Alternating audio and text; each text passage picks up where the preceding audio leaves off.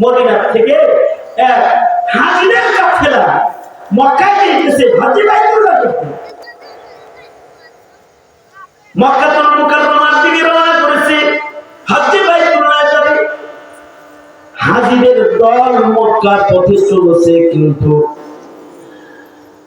রাস্তার মাঝখানে মরুভূমিতে যায় এক হাজী অসুস্থ হয়ে মরে গেছে।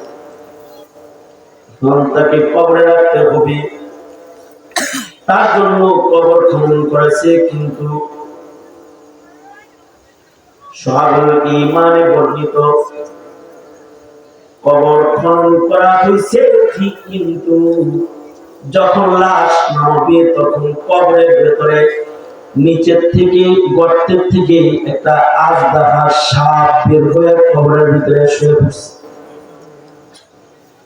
হাজিরা ভয় পেয়ে গেছে, লাশ ধরে চলে গেছে, আর একটা কবর খনন করেছে। সেই কবরে লাশ নামবে দেখে আজদাহা ওইটার ভিতরে এসে শুয়ে পড়ছে। দ্বিতীয় আর একটা কবর আরো দূরে যায় খনন করেছে, সেখানেও কবর খনন কমপ্লিট। এবার লাশ নামবে,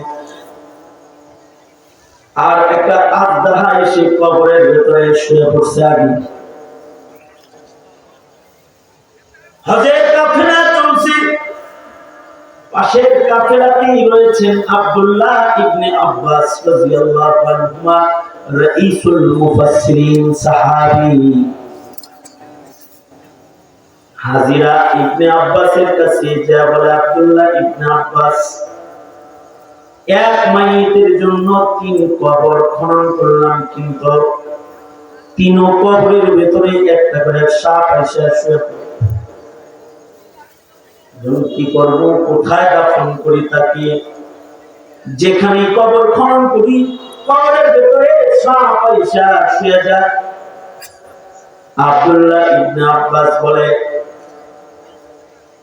এটা সাপ না, এটা তার কোন পাপ, যে গুনার কাজ সে দুনিয়ায় করেছে ওটা তওবা করে নাই, কবরে রয়ে গেছে, ওটা তার আগে কবরে চলে যায়।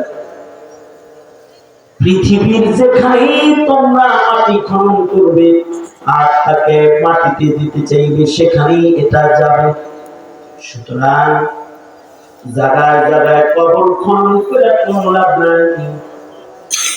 3 কবরের যে কোনো এক কবরে তাকে নামায়া দাও। আব্দুল্লাহ ইবনে আব্বাস বললেন, যে কোনো এক কবরে নাও। হাজিরা তার লাশ নিয়ে কবরের সামনে গেছে, সাপটার সাথে সাথে গর্তের ভিতরে ঢুকে কবরটারে খালি বানাইছে, লাশটা নামাইছে। আর মানুষগুলা কবর থেকে ওঠার সাথে সাথে গর্তের থেকে সাপটা আবার বের হয়ে তাকে পেঁচায় ধরেছে। দ্রুত দাফন সম্পূর্ণ করে ইবনে আব্বাসের কাছে খবর দিয়েছে। ইবনে আব্বাস বলে, ওটা তার গুনাহ, তার আগে কবরে চলে গেছে। বান্দার ছোট ছোট গুনার কারণে কখনো কখনো আযাব কবরে হয়। এক সাহাবী পেশাবের সিটার থেকে নিজেকে হেফাজত না করার কারণে তার কবরে আযাব হয়েছে। ছোট ছোট গুনাহের ধরপাকড় কখনো কখনো কবরে শুরু হয়ে যায়। এখানে আল্লাহর কাছে দোয়া করা, আল্লাহ কবরে আমাকে ধরপাকড় করুন আল্লাহ। হাজিরা হাজী বাইতুল্লাহ গেছে, হজ থেকে ফেরত এসে মাইয়িতে বিবির কাছে গেছে, যা বলে, বোন তোমার স্বামী কবরে রাখলাম, কবরে সাপ, কারণ কোন গুনাহ করতো, আমাদেরকে কি একটু শিক্ষার জন্য তার কোন দোষ থাকলে বলবা?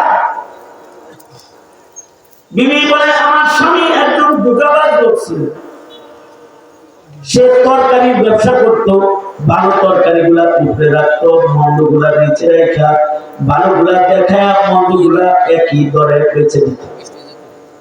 এটা তার নিত্যদিনের ব্যবসা। আমি বারবার বলেছি, এমন ধোঁকাবাজি করে মাল কামাই কেন করো? সে বলে, মাল কামাই করলে এমনি কামাই করতে হয়, তার যে এই গুনাহের ভিতরে তার অটল হালাত, এটার কারণে আল্লাহ তাআলা তাকে শাস্তি দিয়েছে।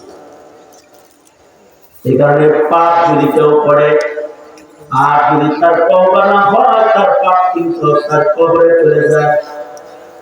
আর নেকি যা করবে মজলিসে বসে বসে সুবহানাল্লাহ বলেছে, তওবা করেছে, নসিহত শ্রবণ করেছে, মসজিদে ইবাদত করেছে, জিন্দেগীর যত বন্দি করবে সকল বন্দিগি বান্দার সাথে কবরে চলে যাবে।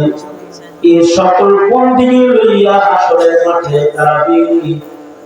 আর নেক আমল ভালো হইলে আলম আখিরাত তার সুন্দর হয়ে যাবে। যেদিন দুনিয়া সম্পর্কে জিজ্ঞাসা করা হবে, ইবাদত করেছে এটা বলতে পারলে হিসাব যদি ইবাদতের হয়, আর যদি ইবাদত নাকি বেশি হয়, আশা করা যায় চিরদিনের জন্য জান্নাতে ঢুকে পড়বে। খালিদিনা ফিহা লা ইয়াবগুনা আনহা ওয়ালা